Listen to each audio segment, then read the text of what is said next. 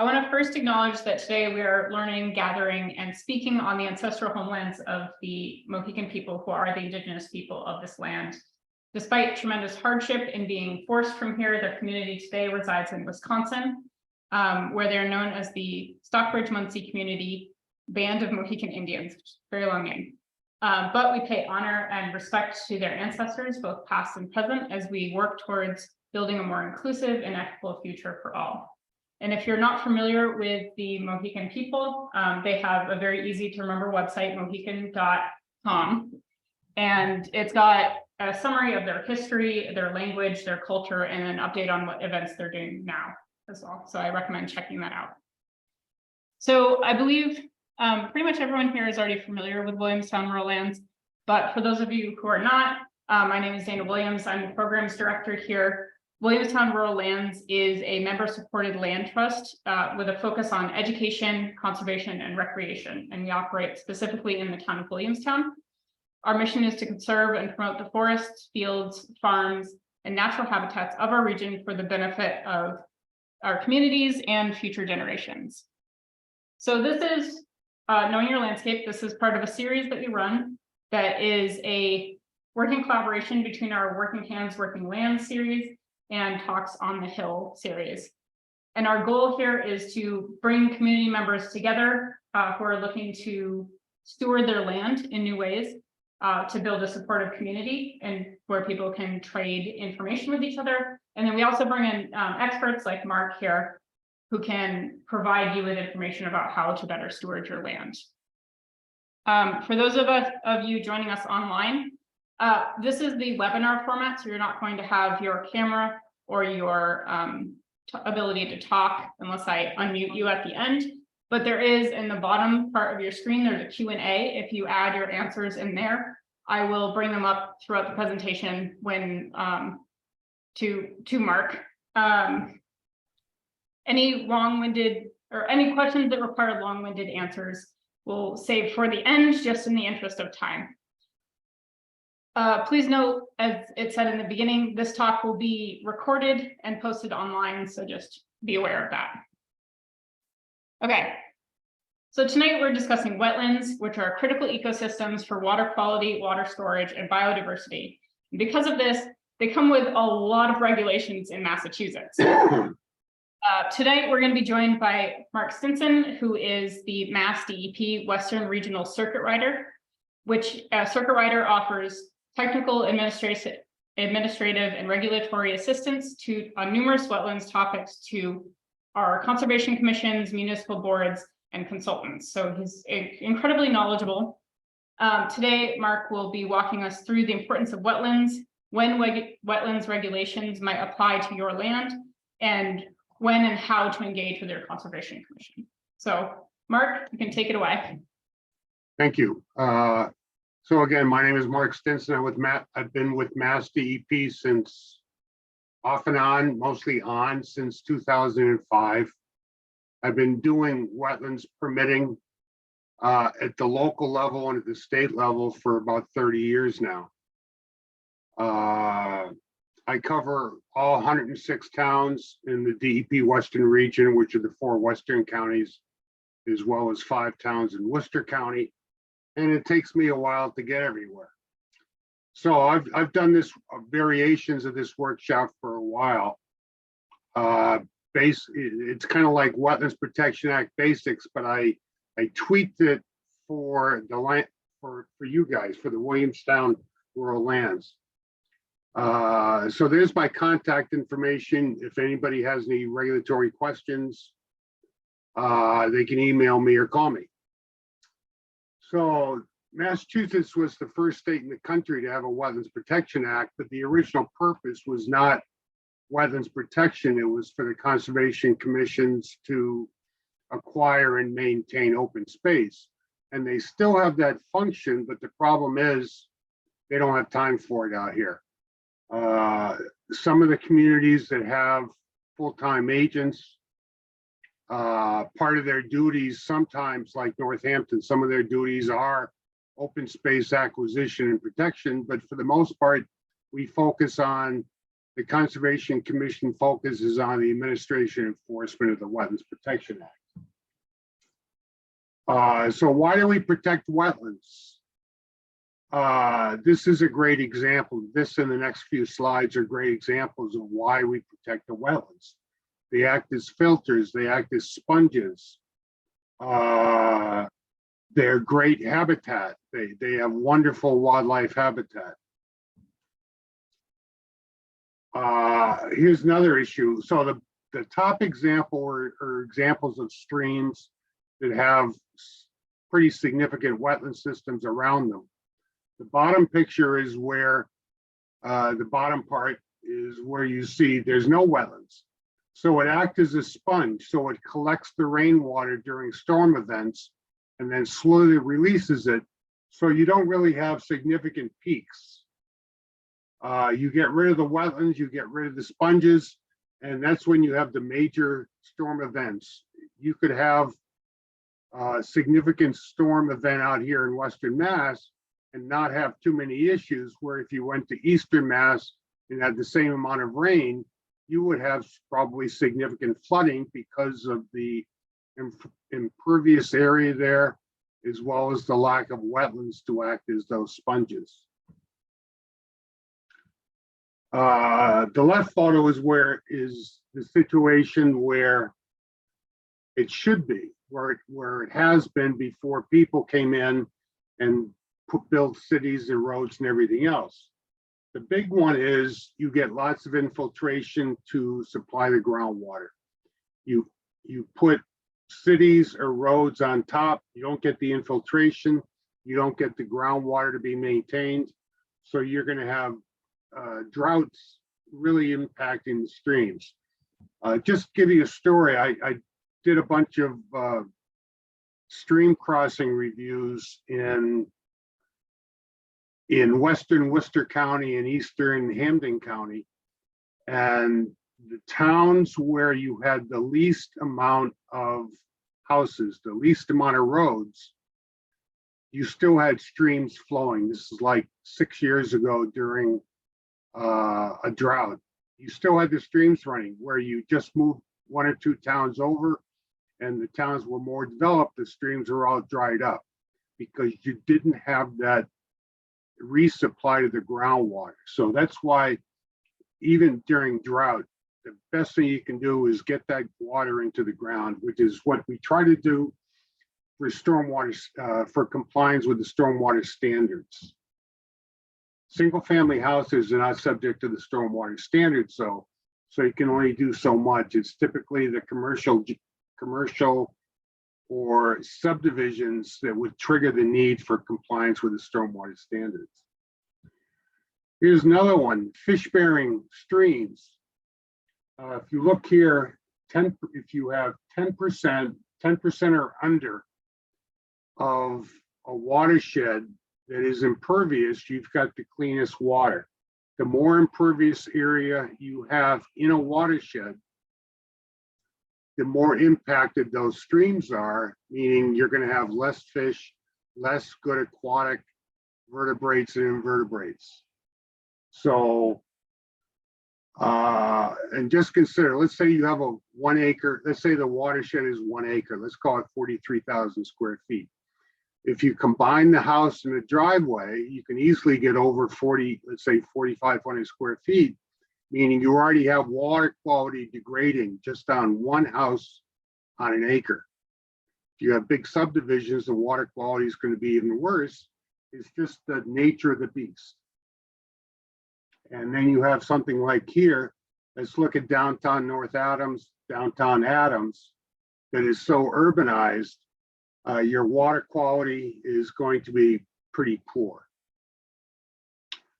So under the Wetlands Protection Act, which is Mass General Law, Chapter 131, Section 40, it says no person shall remove, fill, dredge, or alter a resource area basically without filing a notice of intent. So I did an agricultural workshop. Again, I'm just telling you a little story. Did an agricultural workshop, and I asked the people if a cow went into a wetland and started eating all the wetland vegetation, or you had a herd of cows going into the wetlands and eating the vegetation, you had them walking through a stream channel, is that a violation of the Wetlands Protection Act? And the bottom line is no, because it says no person shall. So a cow cannot violate state law. If the farmer did something, put a fence up, put a crossing up, that would potentially require permitting, or it could be exempt under the agricultural section of the regulations. But a cow cannot violate state law. So just an interesting little factoid. What interest of the act, what interest does the Wetlands Protection Act protect? So we protect, and these are presumptions, is presume these things happen. We protect public and private water supply, et cetera, et cetera. And it's not that we actually prevent pollution or prevent storm damage, or we don't control floods, but the intent, what it means is if you comply with the Wetlands Protection Act and its associated regulations, then we don't impact flooding. Flooding is not going to change. We're not going to have any pollution off-site. We're not going to have any storm damage off-site. So as long as you comply with the regulations, these interests of the act will be maintained. So where does it apply? It does not apply to an open field where there's no wetlands or streams around. So occasionally we'll get calls saying somebody's cutting all these trees down, and the first thing we ask is, where is it? Where are the wetlands? And sometimes I'll be frank and say, well, there aren't any. And I'll say, we have no jurisdiction. So the first thing I tell all commissions when I review a notice of intent is, where is jurisdiction? Where are the resource areas? So where does the regulations apply? Inland resource areas, buffer zones, and then coastal resource areas. So the inland resource areas are bank, bordering vegetated wetlands. You'll always hear people talk about BVW. First time I went to a Conservation Commission meeting when I was first a commissioner, they're talking about the BVW. And I'm saying to myself, what is BVW? So now I know. So these acronyms are handy to know. Land under water bodies and waterways, land subject to flooding, and riverfront area. And just be glad, any commissioners who are listening in, just be glad you're not on the coast, because you have all these other resource areas. I don't know. I've never had to learn. I don't want to learn. I'm happy out here. And then you have the 100-foot buffer zone. Let's say that's the wetland line right there. And there's the 100-foot on a horizontal measurement. So we do review work in the buffer zone. The intent of review of work in the buffer zone is to protect the wetlands or the resource area next to it. So it's not a resource area, but it is an area subject to jurisdiction, meaning we review the work there. So first thing, it's called the Wetlands Protection Act, Bordering Vegetated Wetlands, BVW. And how do we determine it? We determine it based on vegetation, soils, and hydrology, other indicators of hydrology. On the bottom of it, you'll see a couple links. The DEP website on protecting wetlands in Massachusetts. DEP just came out with a new delineation manual. If you want to learn more about how we delineate wetlands, and that's that link right there, the handbook for delineation of BVW. So the first criteria is vegetation. And we categorize vegetation based on their likelihood of showing up in a wetland, or where they would show up. So when a red maple is a facultative species, meaning 50% of the time, I forget the actual percentages, it'll show up in a wetland. So you can find red maple in an upland, you can also find it in a wetland. And the way you know what it's considered, we have various manuals. We have the Army Corps manual, but we also have the easiest thing for everyone to look at is this website here, plants.usda.gov. So you can plug in any species you want. And this is the red maple, Acer rubrum. It'll give you a map. And then up here, you'll see a button that says wetland. If you open that up, it'll actually tell you what the USDA at least considers its indicator. That's what it is. Indicator status. So you have obligate, meaning 99% or more of the time, it'll be found in a wetland, something like skunk cabbage. And then the opposite end, you'll find species that are called upland, which means 99% of the time it'll be found in an upland and only 1% of the time in a wetland. And then you'll have all these species in between. So why is it important that I've already said why we protect wetlands, what their importance is, but why is it important we correctly determine it in the field? And I shot this picture about 15 years ago in Great Barrington. This is a project site that I went to the commission to look at. You can see the silt fence right there. And on either side, you've got skunk cabbage, meaning either the silt fence was put in the wrong place or the wetlands were not correctly delineated. Because this side of the picture is the work side, and that's supposed to be the undisturbed side. But here, you can clearly see there's a wetland. So the commission or the consultant or a combination thereof said the wetland line was likely where the silt fence is. So the applicant now legally can fill in those wetlands because the commission did not say that was a wetland. So that's why it's important. I use this shot all the time to say, this is why it's important to get the wetland line correct. You can also see the silt fences not being maintained. So the next one, the next resource areas is bordering land subject to flooding. It has to be associated with a river or a lake or a stream. There's two different floodplains, two different ways to come up with an elevation for what the boundary of bordering land subject to flooding is. Some of the floodplain and has a definitive elevation, so they can be surveyed in the field. The last time most of Berkshire County was done, I think, was 1979, 1980, but those elevations are still valid. It's up to FEMA to update the floodplain elevations. The other way is when you have an undifferentiated floodplain, meaning there is no, even though the map shows it as a floodplain, there is no specific elevation associated with that floodplain. And that's when it gets more complicated. How do you determine the floodplain elevation? The regulations do get into it, so I won't bother. But so I just want you to know, just because it shows a floodplain doesn't mean it actually has an elevation that goes with it.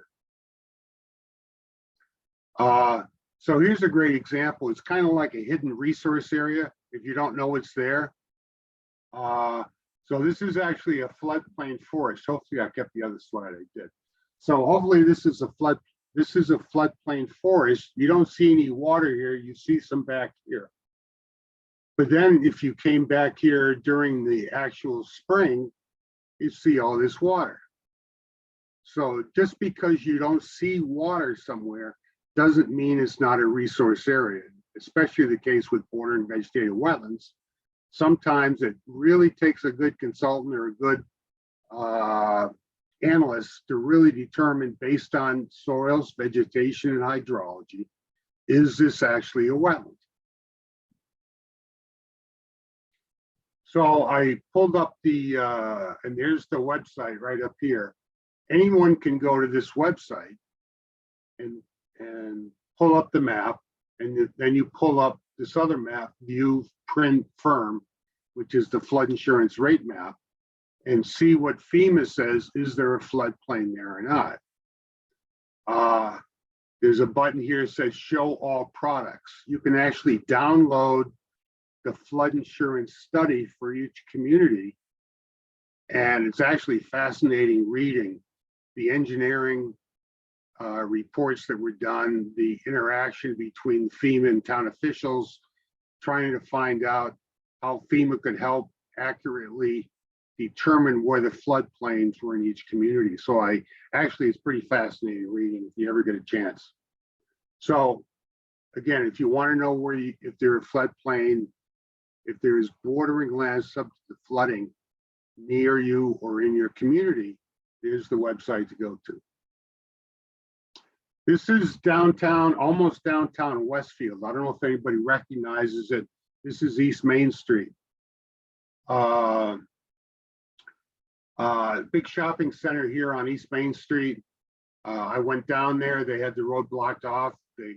I asked to go through with the police because I wanted to take pictures, and they let me.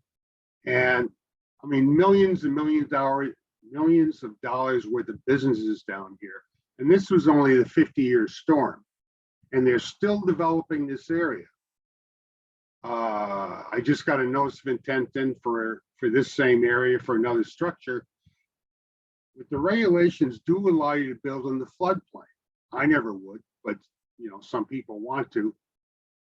As long as you do what's called compensatory storage, for every cubic foot of volume you bring in at or below floodplain elevation, you've got to remove that equal volume from that same elevation. So there's no increase in where the flood waters will go. So that's what I said. If you remember in the beginning, I talked about we don't control floods, but if you comply with the regulations, the flooding event is not going to be any more serious after the work is done. Hopefully. We also have what's called isolated land subject to flooding, which is, in my 30 years of doing notice of intent reviews, I think I've only seen 3 or 4 notices of intent that propose work in isolated land subject to flooding, basically because they're so hard to determine in the field or from any mapping. It's just basically a big excavated area or big pool almost. And they are often certified vernal pools. So anybody, if you hear,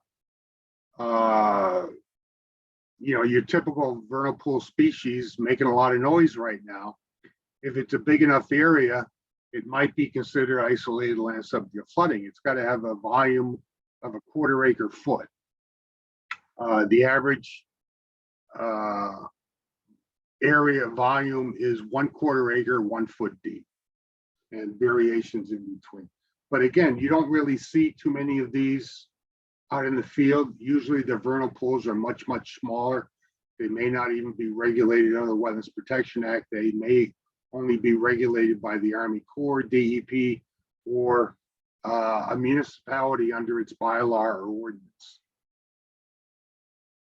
The bank, this is pretty easy for everybody to understand. This normally abuts and confines a water body.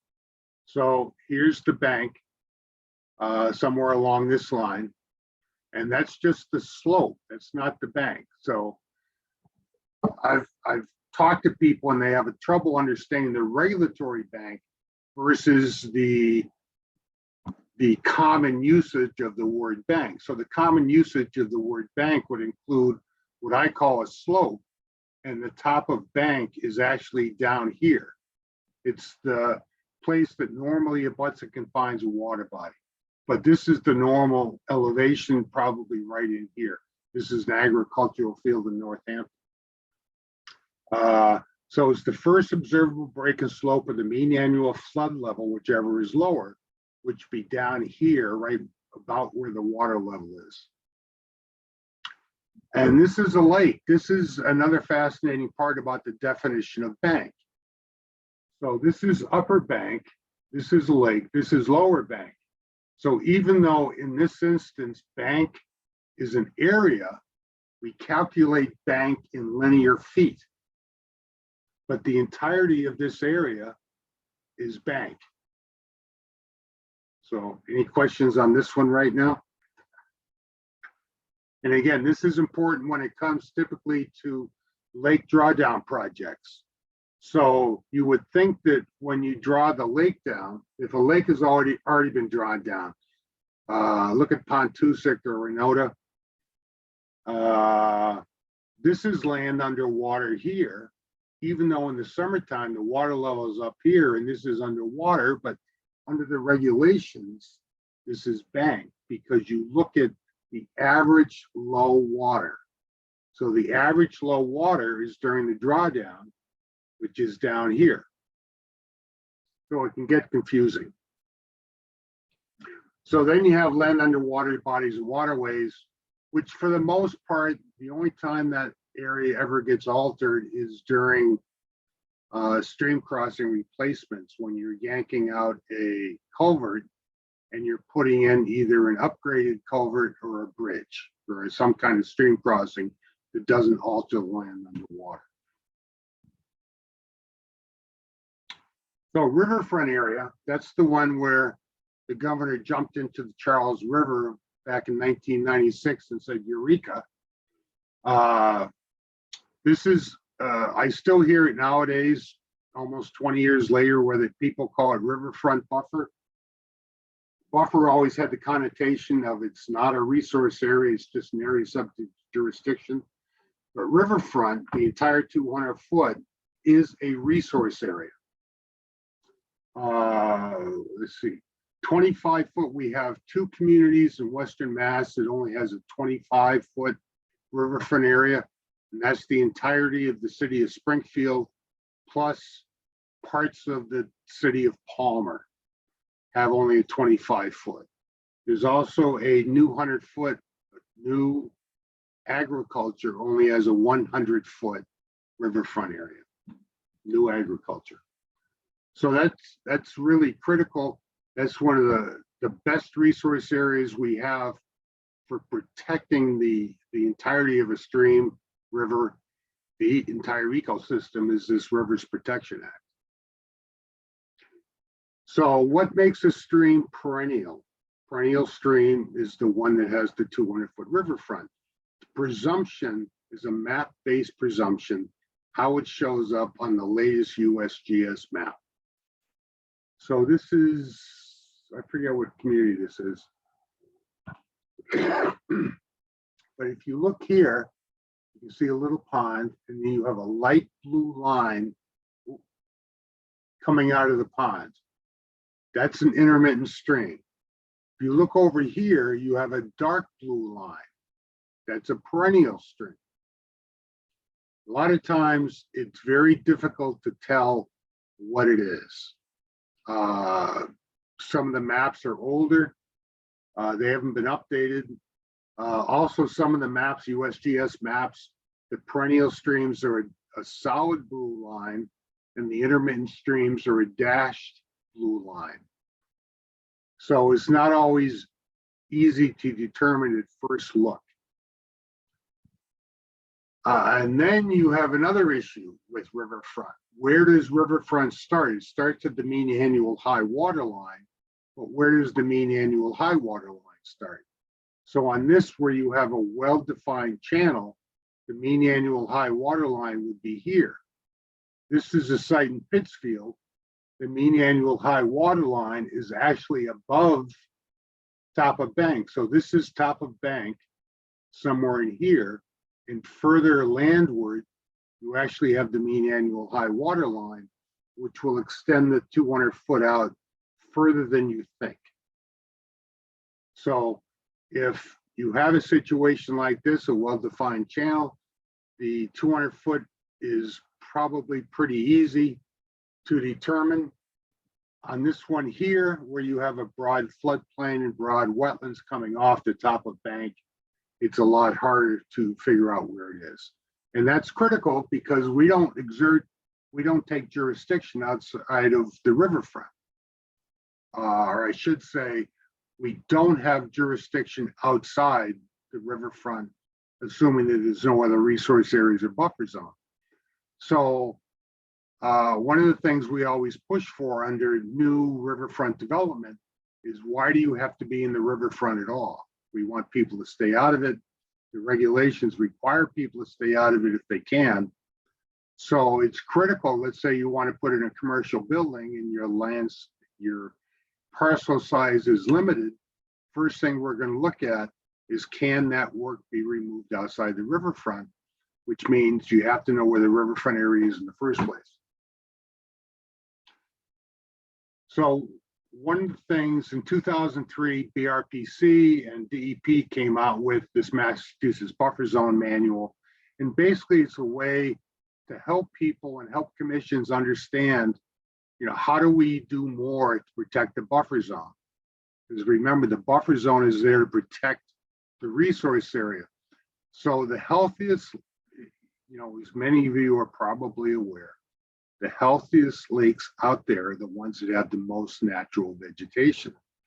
The lakes that have a lot of docks, a lot of landscaping all the way to the water line, those aren't the healthiest lakes we have. They need more treatment, whether it's for failed septics or invasive species removal, where the healthiest lakes don't really have that problem because they have the most vegetation. So this is a way to help people do their own sort of improvement, or if they come before the commission on a project, what can be done to benefit the buffer zone, which is only going to benefit the quality of the resource areas in the area.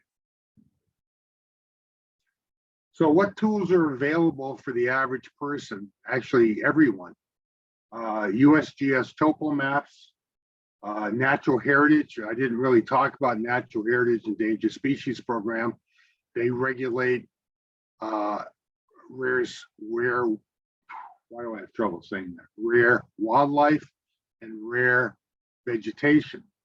And they have their own maps online. So even if something is not regulated in a regulated area under the Wetlands Protection Act, if it is regulated by natural heritage, you still have to do, the owner still needs to do a filing called a MESA filing, called Massachusetts Endangered Species Act, with natural heritage.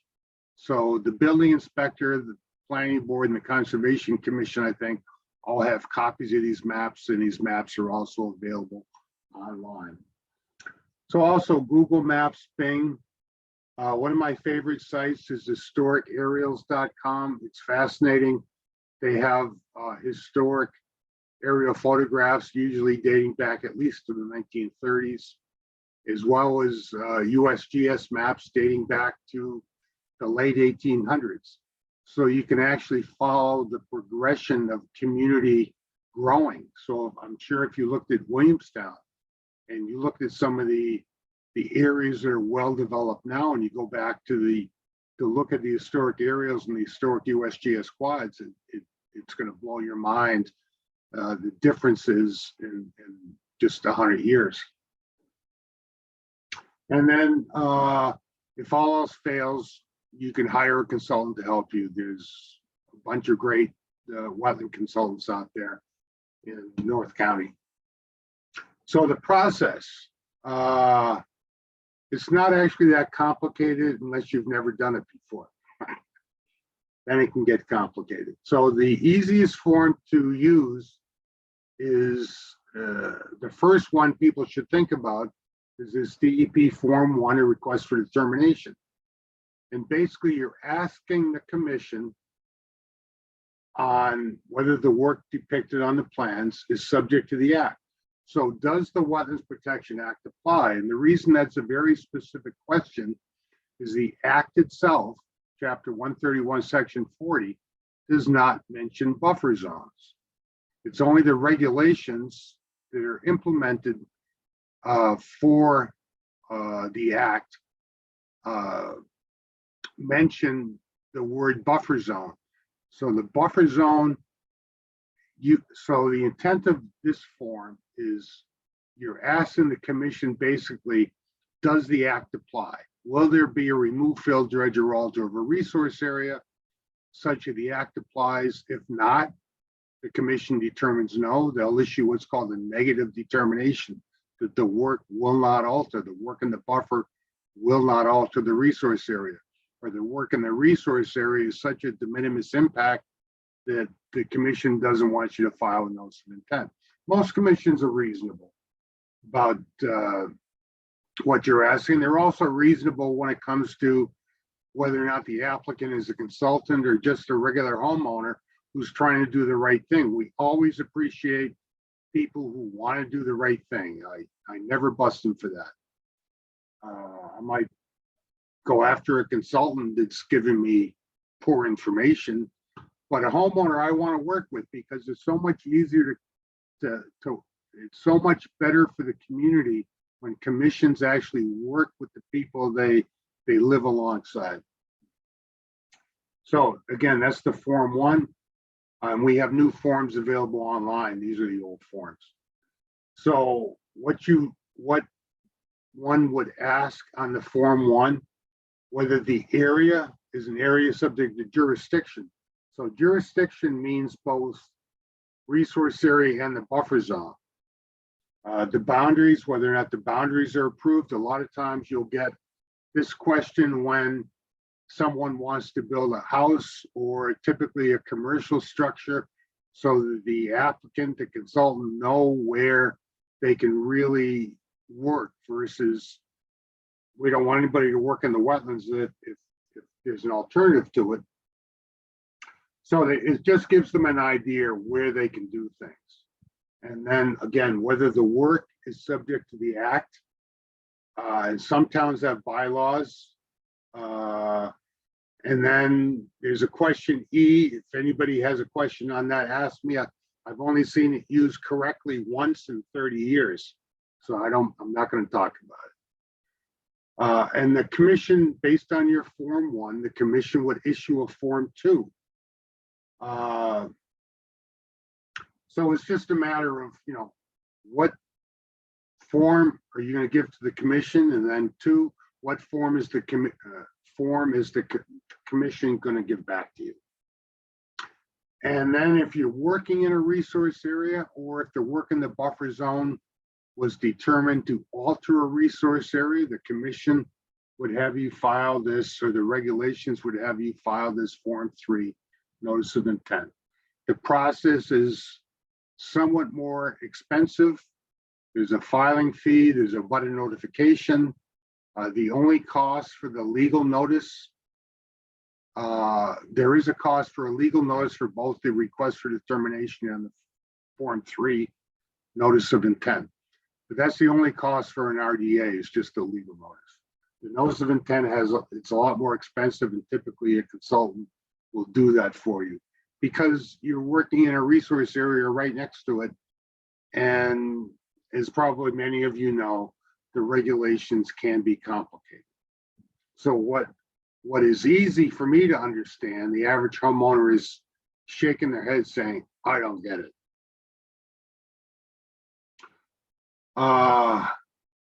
Yeah, I don't want to spend too much time on this. Basically, it's just a flow chart for a notice of intent. And the easiest one is where you don't have natural heritage review, you're only working in the buffer, there's no stormwater, and those are very straightforward. In fact, I've told some people, I don't think you need to hire a consultant because the project appears so straightforward, so simple. When you have stormwater, when you're in a resource area like wetlands or in riverfront, yeah, you really need a good consultant to help you. This is the front page, basically, of the Wetlands Protection Act regulations, 310 CMR 10. It's actually not that hard to go through if you just open it up. Procedures, 10.05, definitions, general provisions. If you want to work on a bank resource area, it's 10.54. You go through that and it'll tell you all about what you have to do. Same thing with BVW, land under waters, land subject flooding, riverfront. It's all right here. If you just know where to go in the book, if you just go into the front, it'll tell you exactly where you need to go. Each resource area has performance standards. They're just basically requirements that you must meet typically in order to get what's called the order of conditions. They're different for each resource area, so you're not going to have the same requirements for wetlands as you are for the bank resource area. They must be designed and conditioned. These are all your resource areas: 310 CMR 1054, 55, 56, 57, 58. And this explains the different sections in each one. The preamble is why is this resource area important? And the definition is in section 2. The presumption, meaning it's presumed that the interests of the act are protected by that resource area. And then 4, the general performance standards, what you must do, how the work must be conditioned so you can get your permit. And then if the commission is satisfied, hopefully, with everything that was presented, they'll issue this order of conditions. To be valid, it has to be recorded at the registry of deeds. So it becomes basically a lien on your property. The biggest issue most commissions have is the order is valid typically for 3 years. Occasionally it can be 5 years. But people will get their project completed and then forget all about the order. And then 20 years later, they'll come to the commission because they're ready to sell the house and say, hey, we need a certificate of compliance. We need to get rid of this lien on the property. And the commission says, sorry, we're not meeting again for 2 weeks.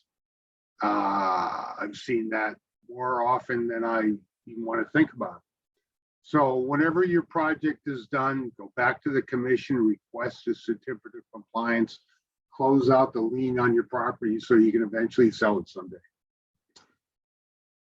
Now, here's another big one. I know this is a big one for a lot of people, even commissioners, conservation commissioners have a big problem with this, is what makes a stream jurisdictional, what makes it have a resource area.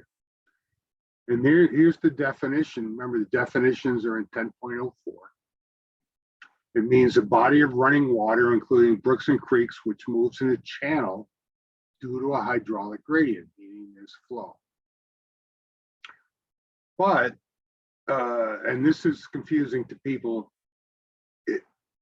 so such a body of running water which does not flow throughout the year, meaning is intermittent, is a stream except that portion up gradient of all bogs, swamps, wet meadows, and marshes. So basically, if you don't have wetland vegetation touching the bank, you don't have a regulated stream. Let me give you a couple of examples. So here you have a hillside seat. Let's say you can see the contours 105, 100, 195. So you've got these defined channels all right here flowing into a wetland, but we're not showing any wetlands up gradient. So meaning these streams are not regulated. This wetland is not bordering vegetated wetlands. So you have, one thing I didn't get into is you have 2 different types of vegetated wetlands. One's what's called bordering vegetated wetlands, which is what we regulate. The other is isolated vegetated wetlands, meaning there's no, it's not touching a bank of a stream, bank of a pond, bank of a lake. You don't have any associated water body with it. So in the wetlands have to be up gradient. So if you had wetlands, can everybody see my cursor? Yes? Okay. So if you had wetlands right up here, then this portion would be regulated. This portion wouldn't be. Same with this. There's no wetlands. So you've got to have upgrading wetlands. So when somebody asked me, I just had this issue last week. You know, they had a channel with water. There was no wetland vegetation. They say, Mark, how do I know if this is a regulated stream? And I said, you have to walk all the way up channel till you run out of channel and look for a wetland vegetational community. If you don't find a wetland vegetational community from the point you're standing up all the way up till you run out of channel, it's not a regulated stream. If you find wetlands way at the beginning, then everything down gradient from there is regulated as a stream. So that's why it's important. You got to find those wetlands, or you got to find no wetlands. Here we have a vegetated seat, same situation, vegetated or opposite, same situation, water coming down the hillside. You have wetland vegetation here, then you have a stream channel. So you have the upgradient wetlands, and then the channel stops. Guess what? The regulations do not mention how long a stream has to be regulated. So there's nothing in the regulations that prohibits this. Just this little area is bordering vegetated wetlands. This stream here is a regulated stream with bank, even though the channel ends. Or potentially it just goes underground. There's a few places down in Lennox and down in Sheffield where you actually have streams flowing underground. You can see them and then they go underground. There's a place near BJ's in Pittsfield where you have the same thing. You've got a river, perennial stream coming down the mountain from Dalton. Then it gets to the flats in Pittsfield, an old gravel field, and it goes underground. Can't even see it. So these things do happen. So, you know, if it goes underground or if it just runs out of channel, you run out of jurisdiction. So here, from this slide, it's impossible to tell whether this is regulated or not. One, you see water, but you don't know if there's any flow. I mean, this site could be totally flat. If there's no flow, it can't be a stream. Second, even if there was flow, if there's no, let's say it flows this way, if there's no wetland vegetation here, it's not a stream. It can't be a stream until you have flow and wetland vegetation. This is a site in Charlemont. I did a site visit with the commission long time ago. Springtime, hillside seat, no wetland vegetation. Question is here, is that a channel? Is that a defined channel? The answer is, I don't know. I mean, it will create a channel over time due to erosion, but when I looked at it, you could walk here in the summertime, you wouldn't even know it was there. So as for most of Western Mass, you're going to see water coming down the hillsides right now. Where in the summertime, you're not going to see anything. So, but again, one of the best indicators is either go out when it's raining heavily, and you might see flow then. But if you don't see wetland vegetation, don't even bother, because you're not going to have jurisdiction. So then we get into one of my favorite topics, the river and stream crossing standards. When I first started learning, you know, stream continuity stuff and culvert replacements and all that stuff, I did hundreds of surveys of these crossings. You want to look at the streams as a road network for fish. So here, the fish or any kind of amphibian cannot go that way. That'd be like blocking Route 7 with with huge concrete blocks blocking it, you're not going anywhere. So looking at the same thing for fish. So one of the things we're trying to do with the regulations now is whenever these things get replaced is to get them upgraded.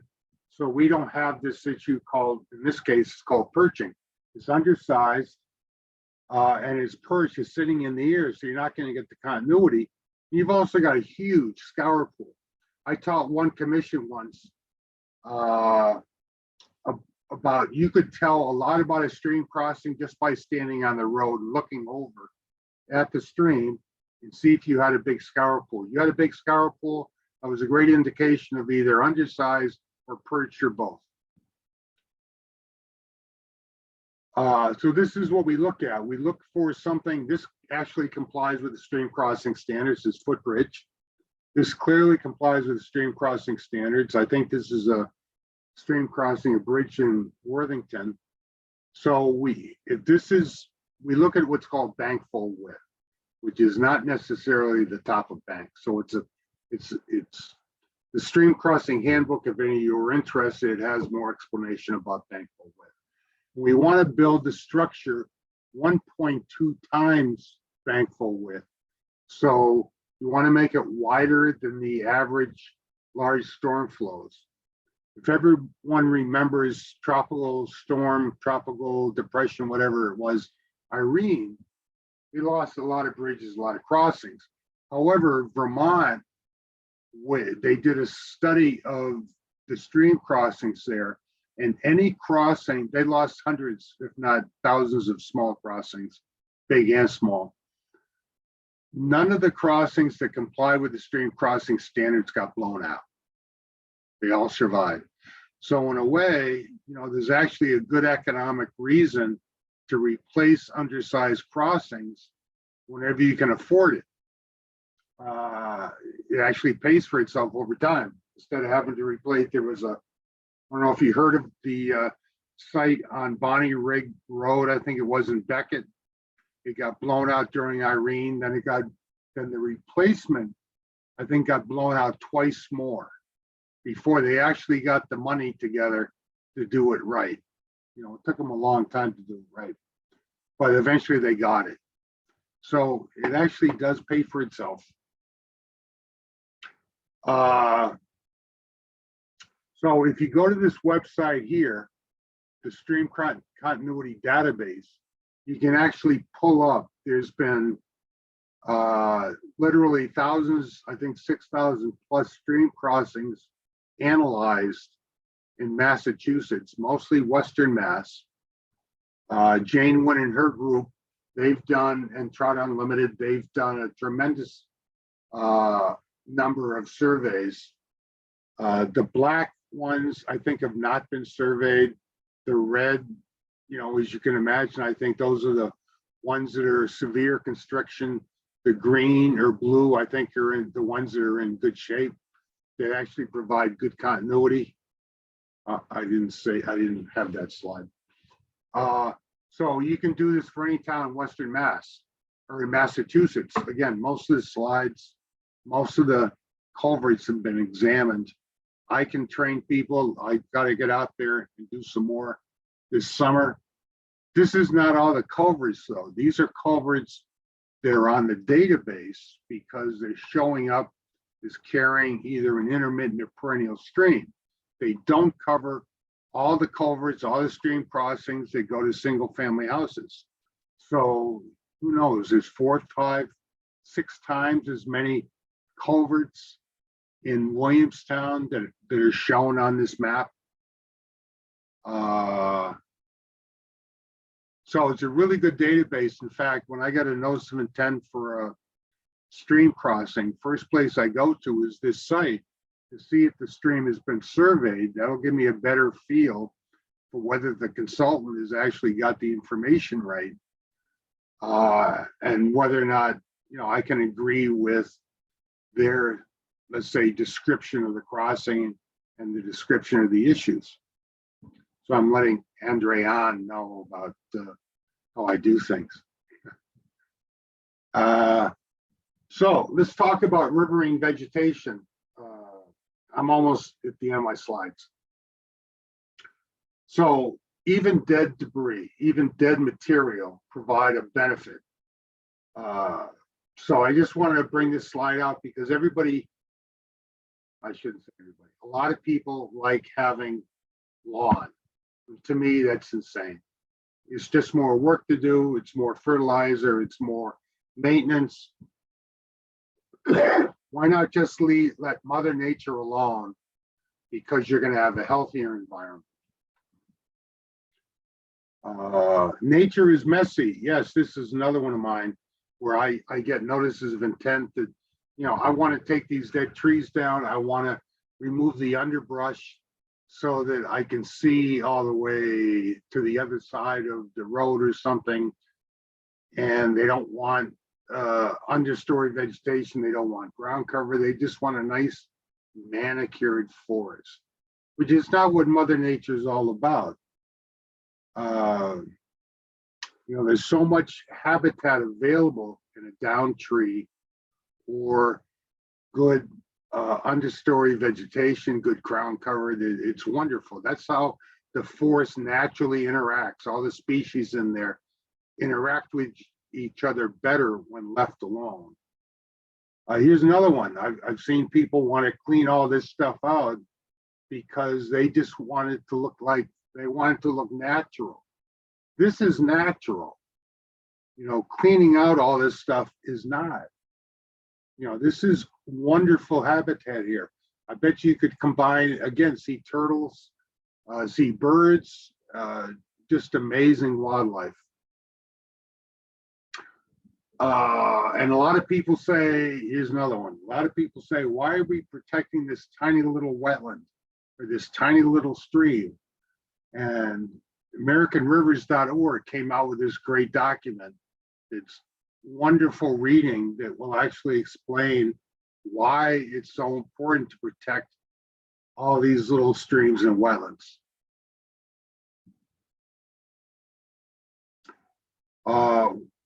Mass.gov also has a department called the Division of Ecological Restoration, whose goal is to improve stream crossings, whose goal is to do whatever it can to improve the environment by removing dams.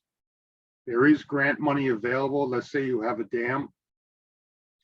It's in rare species habitat. It's a cold water fishery.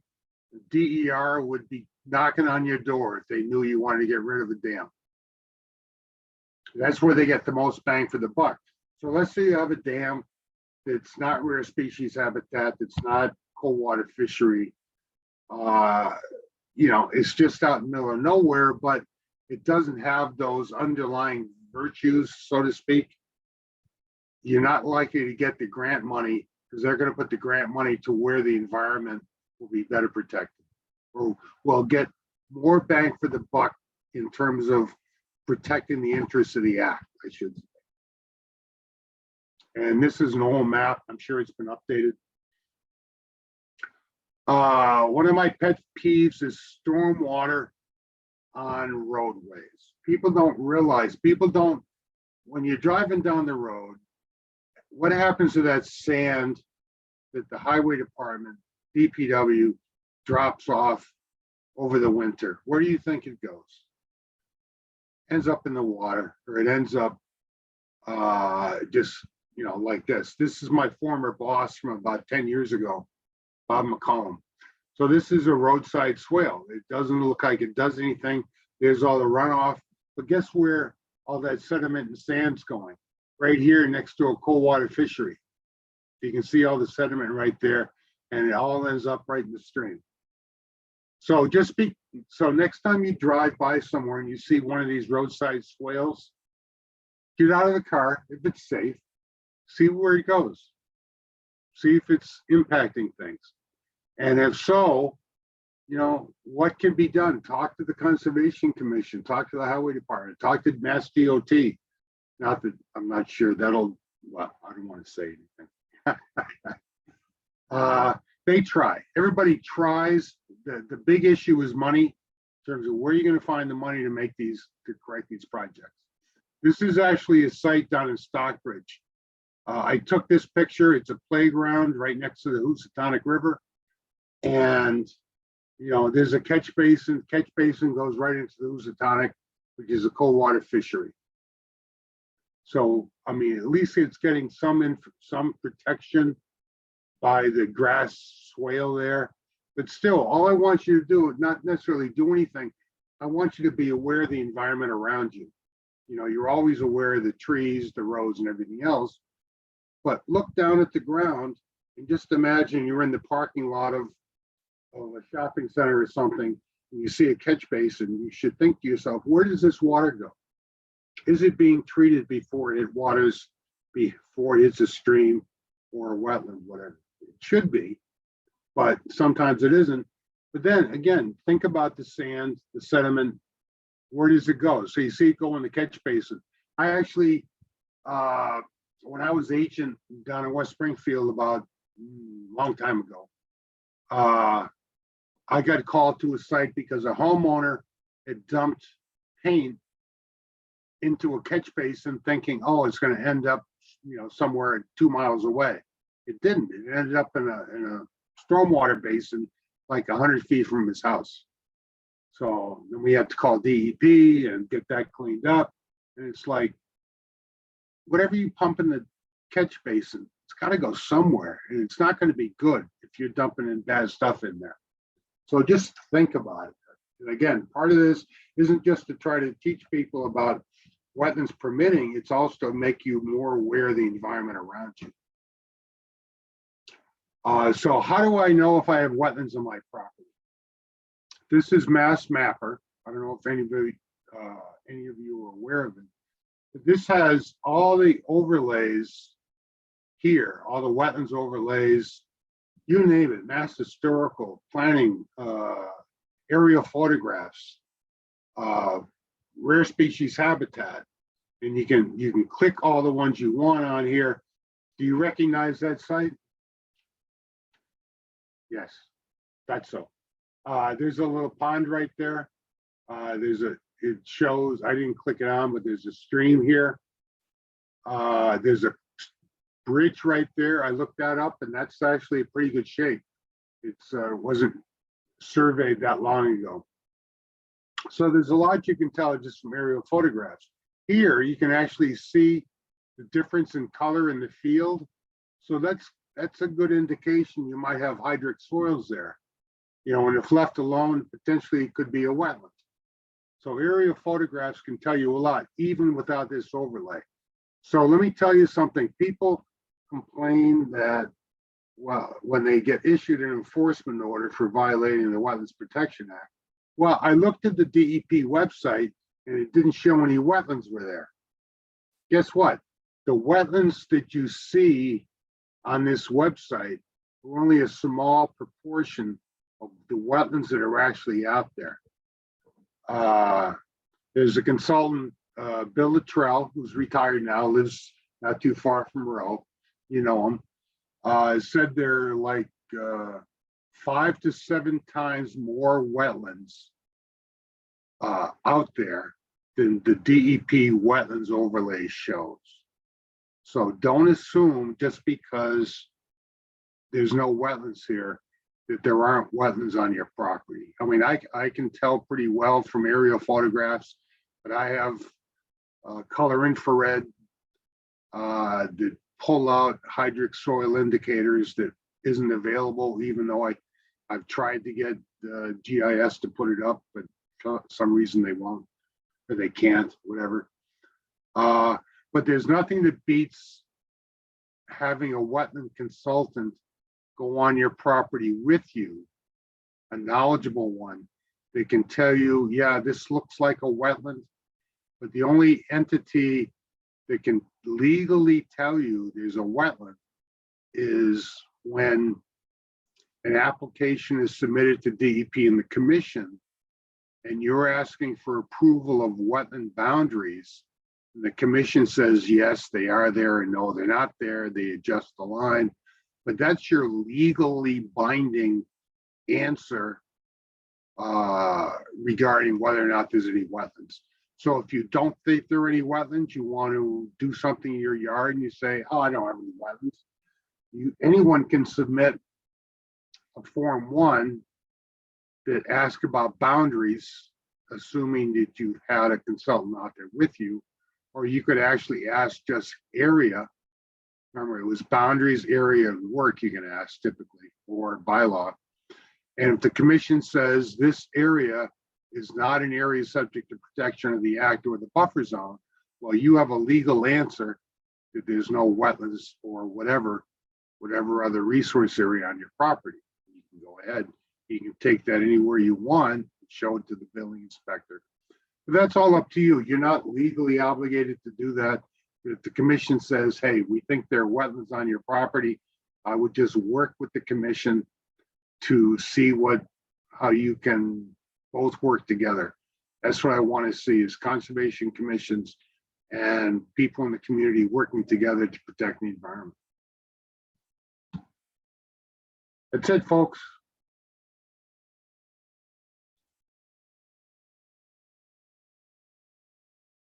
Muted. Okay, there we go. So thank you so much. Oh, I got feedback. So I've got one question in the chat. Anybody else who is interested can add questions in the chat as well. So the one question is, so ponds, this is from Williamstown Rural Lands itself. Ponds under 1 acre can be maintained without a permit. How do you define what constitutes maintenance of something like a pond? Where in the regulations does it say a pond under 1 acre could be maintained without a permit? That is coming from someone on staff, and I don't know where they found it. Well, there's nothing in the regulations that says that. Okay. Absolutely nothing. If it was an agricultural, let's say you had an agricultural pond. So an agricultural pond, meaning the pond itself is land and agricultural use. And typically there's only 2 scenarios where that plays out. One is if the farmer for many years has been withdrawing water for irrigating their fields. Or 2, when farm animals, such as cows, sheep, goats, whatever, have been drinking from the pond for years.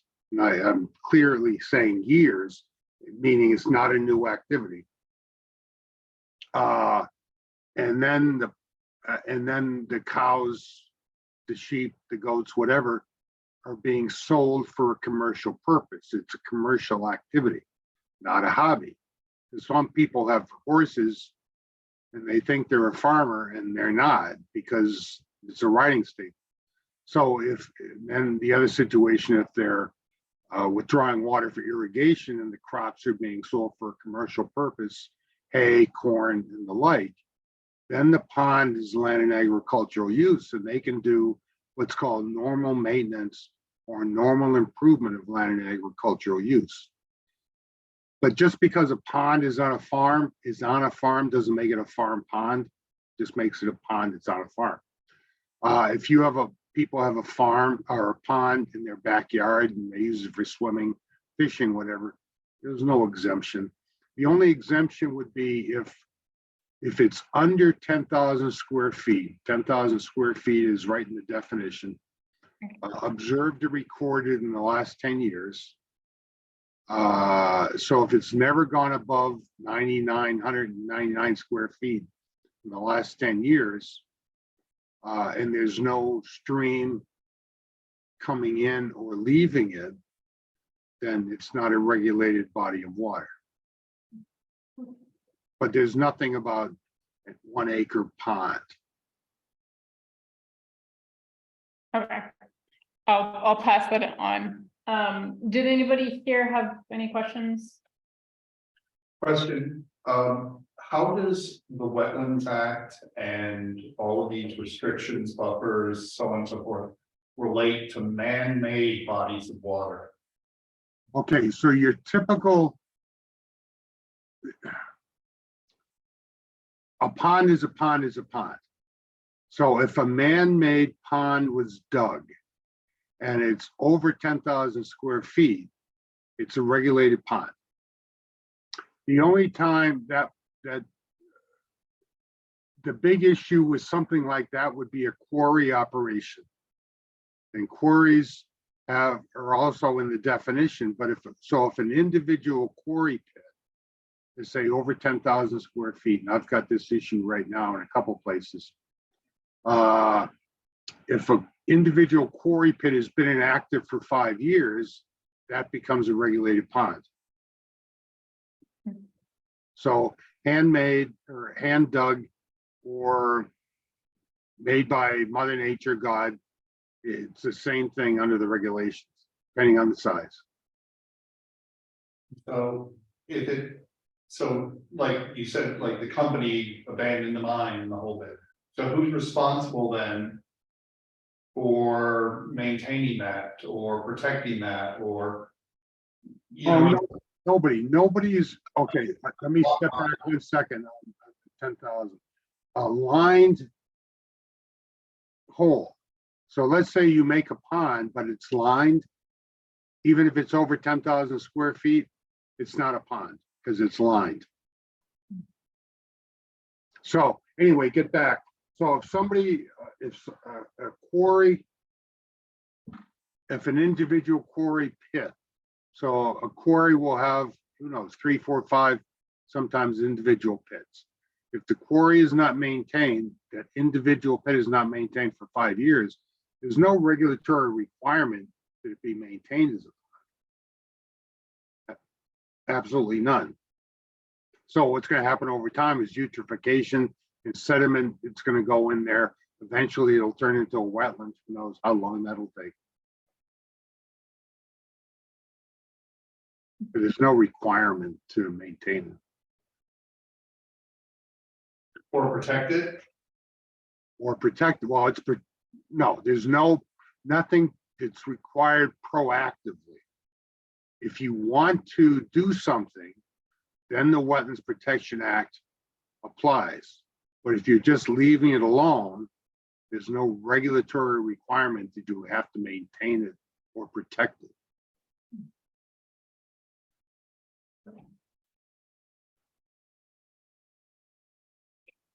Do you have a specific pond you're thinking about? I'm not thinking about a pond at all. Okay. I'm thinking about an abandoned dam that is filled up. Well, that's different. That's different. It's not being protected from invasive species.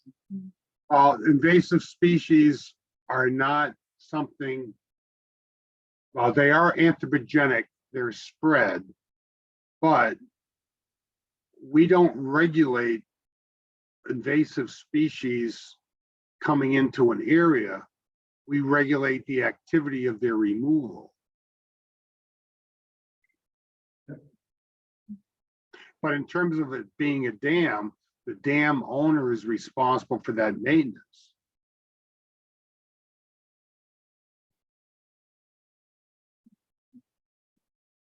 I mean, you know, if we tried to regulate invasive species coming into everywhere, how many people do you think that would take in the state to do that? Everyone. Joint activity.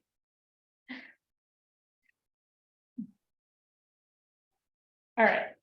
So if you have an invasive species in a wetland, do you need to contact Conservation Commission before removing it? You need a permit from the Conservation Commission before you can remove it. Remember, that's work in a resource area. So there's an easy way and a hard way, or so the easy way that for permitting would be something submittable under a request for determination, which is hand snipping it. Mm-hmm. You know, that's the easiest thing because you're altering the vegetation, but it's invasive species which have no presumptive value to the interest of the act. However, if you're getting a shovel in there, you're disturbing the ground.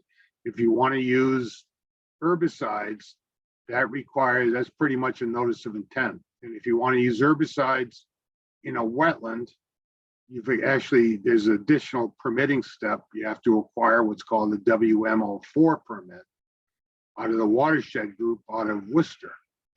So, you know, do you want to spend a lot of money or do you want to do it the easy permitting way? But it still requires permitting. You're in a resource area. Even though you don't want these nasty plants. Right.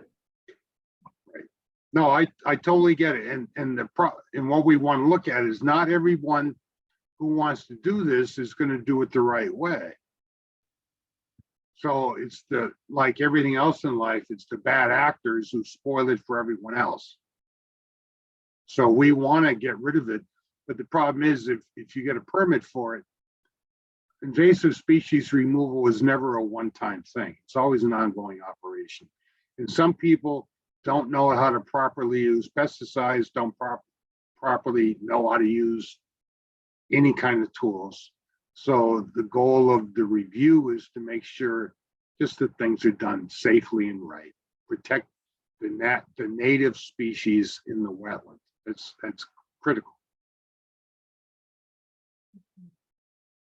And if there's rare species in there, Natural Heritage would opine, they want to protect the things that they protect under their regulations. So it's a lot of oversight, but it's all to protect the environment. You know, it's not to bust people, it's just to make sure it's done right. And again, it's the bad actors who spoil it for everybody else. All right, so we're pretty close to the end of our session. Thank you again, Mark, for answering our questions and for giving this great presentation. And thank you everyone who came to the talk. I just wanted to highlight a couple of our upcoming events. We have a pretty wetlands heavy month this month. If you're interested in learning about beavers, we're reading Eager, The Secret Life of Beavers. For our book group this month, our meeting is next Thursday here at 6 p.m. The book is relatively short, but if you don't want to read the whole book, you can still come and just talk about beavers. And we now have a currently temporary resident beaver in our pond, so you can come hang out with him. On Sunday, May 21st at 9 a.m., there's going to be a guided walk to the Cascades led by Elaine Murphy, representing both Williamstown Rural Lands and Hoorah. It's exploring the tributaries of the Hoosic River. It's an easy 2-mile walk that begins at Brayton Elementary School. And then lastly, there's another Knowing Your Landscape this month that will be led by Andre Ann from Gutlow and Associates, which is the wetlands specialist in Williamstown, on Tuesday, May 23rd at 11 a.m. at Cole Field in Williamstown. This one will build off the information we learned today and also to explore some types of local wetland ecosystems, learn when you would employ the services of a wetland specialist and what happens during a visit, including a demonstration of a delineation. So you can sign up for these and other events at our website at rurallands.org/events. And that's all I have for tonight. So thank you all for attending. Thank you, Mark, for coming. And we'll see you all later. There's a lot of information.